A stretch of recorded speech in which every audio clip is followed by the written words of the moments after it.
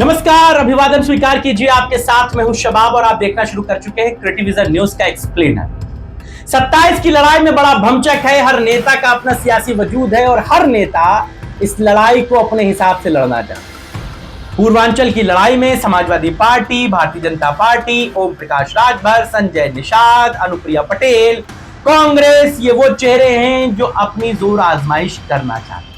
हर तरीके से लड़ाई हो रही है, जनसभाएं हो रही हैं, कार्यक्रम हो रहे हैं, उठना बैठना हो रहा है। लेकिन इन सब के बीच में लगातार राजनेताओं की पॉलिटिकली जमीन क्या है, राजनेता अपने इलाके में कितना काम कर रहे हैं, राजनेता अपने इलाके में कितना पसंद कितना नापसंद किए जा रहे हैं, इन पर तमाम पॉलिटिकल पार्टियों पर, चैनलों के, अखबारों के अपने अपने सर्वे हो।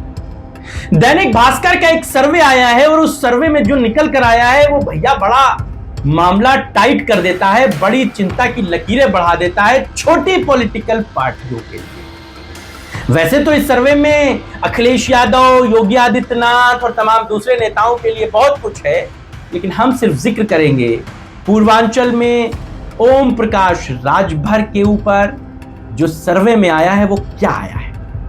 सर्वे में ओम प्रकाश राजभर के लिए और उनकी पार्टी के लिए क्या बताया।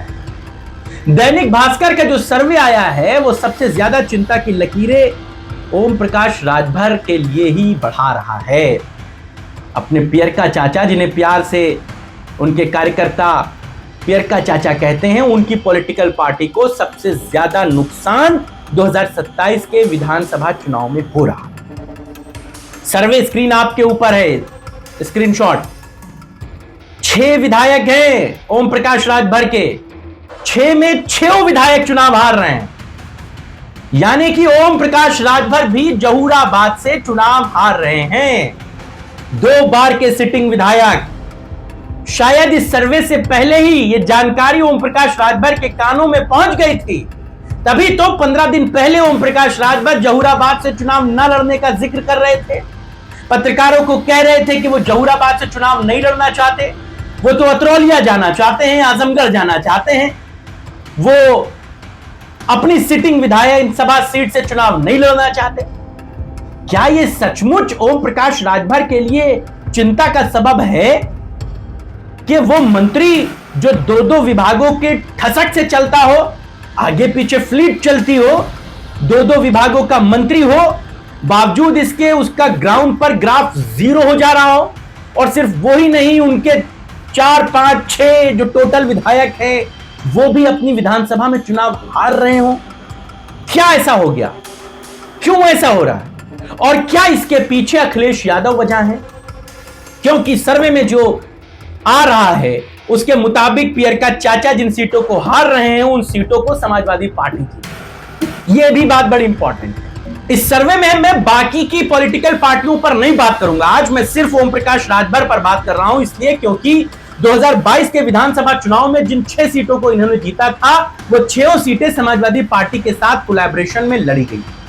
2022 में ओम प्रकाश राजभर अखिलेश यादव के साथ मिलकर चुनाव लड़े थे। अखिलेश यादव ने उन पर भरोसा किया था, उनको मजबूत सीटों पर चुनाव लड़ाए थे, उनके लिए खुद प्रचार करने गए थे। नतीजा यह था कि पिछड़ी जातियां, यादव वोट बैंक और मुसलमान वोट बैंक ओम प्रकाश राजभर के साथ खड़ा हुआ। समाजवादी पार्टी के कार्यकर्ताओं ने भी अपने नेता के एक आदेश पर ओम प्रकाश राजभर की पार्टी को जिताने के लिए पूरा दमखम लगा दिया। सबके दिमाग में लक्ष्य सिर्फ एक था कि जीतना है और सरकार बनाए। ओम प्रकाश राजभर को इसका बड़ा फायदा भी हुआ, 6 सीटें वो जीत के विधायक हो गए। लेकिन समाजवादी पार्टी सत्ता में नहीं आ 2022 तो ओम प्रकाश राजभर को यह लगने लगा कि ओम प्रकाश राजभर की वजह से समाजवादी पार्टी थी, और समाजवादी पार्टी जब सत्ता में आ नहीं रही है तो इनके साथ रहने का कोई फायदा नहीं। ओम प्रकाश राजभर अपने चेले चपाटों को लेकर के भारतीय जनता पार्टी में शिफ्ट हो गए, उस पॉलिटिकल पार्टी में शिफ्ट हो गए जहां 2022 के विधानसभा चुनाव में वो भर भर गालियां दे रहे थे, पेट भर भर के कोस रहे थे। बावजूद इसके सियासत में सब कुछ जायज है, ये बात आपको पता ही है। ओम प्रकाश राजभर भारतीय जनता पार्टी में आ गए, आ तो गए गुरु। अखिलेश यादव के मुस्लिम मैनेजमेंट को बराबर करने के लिए, यानी कि अखिलेश यादव ने, मुसलमानों ने जो अखिलेश यादव पर भरोसा करके ओम प्रकाश राजभर के लोगों को जिताया, उस चीज को मैनेज करने के लिए ओम प्रकाश राजभर को मुसलमान विभाग का मंत्री बना दिया गया। अल्पसंख्यक कल्याण के मंत्री बनाए गए वो ओम प्रकाश राजभर। लेकिन बावजूद इसके ओम प्रकाश राजभर मुसलमानों के नेता नहीं बन पाए। मुसलमानों के लिए जितनी कड़वी बातें ओम प्रकाश राजभर कह लेते थे, उनको लगता था कि वो भी बीजेपी की उस लाइन पर चलते रहेंगे जिसमें हिंदू वोटों के पोलराइजेशन को लेकर बीजेपी को फायदा मिलता रहा है, उसी लाइन पर वो चलेंगे तो उनको भी फायदा मिलेगा। लेकिन वो ये भूल गए कि बीजेपी तो बीजेपी, उसका एजेंडा क्लियर है, ओम प्रकाश राजभर का कोई एजेंडा नहीं।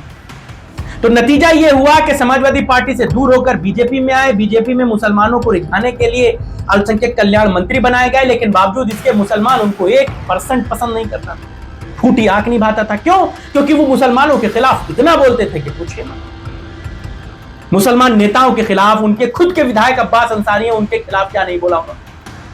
लिहाजा उनको भी इस बात का एहसास हो गया कि अब उनकी दाल गलने वाली नहीं, इसीलिए वो अपनी सिटिंग विधानसभा को छोड़कर अतरौलिया जाने की बात कह रहे हैं। और यही सारा सर्वे में पता चल रहा है कि ओम प्रकाश राजभर का ग्राउंड पर काम जीरो है, लोग नापसंद करते हैं। सपा छोड़कर भाजपा जाना, भाजपा में भले आप पंचायती राज मंत्री बन गए हो, भले आप अल्पसंख्यक कल्याण मंत्री बन गए हो, लेकिन बावजूद इसकी ग्राउंड पर आपकी इमेज अच्छी है।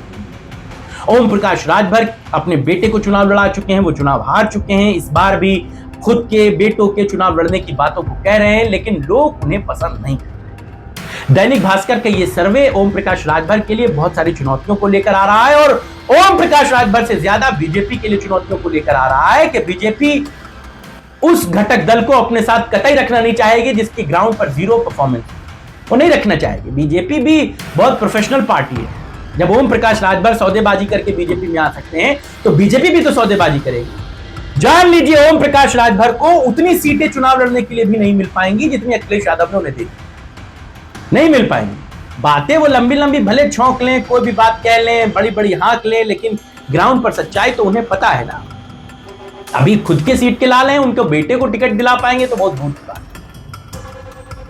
हालांकि सर्वे में संजय निषाद और अनुप्रिया पटेल के लिए भी अच्छी बात नहीं है, उनकी बात किसी दिन और करूंगा, अभी सिर्फ अपने प्रियंका चाचा की बात है।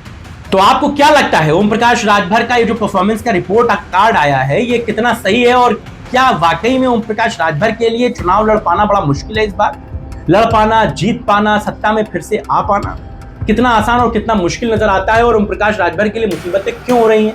वो भी तब जब वो बीजेपी जैसी पार्टी के साथ है, जिसकी सत्ता है, सत्ता का काम है, काज है, सत्ता की पावर है, बावजूद इसके ओम प्रकाश राजभर 6 की 6 सीटें हार रहे हैं।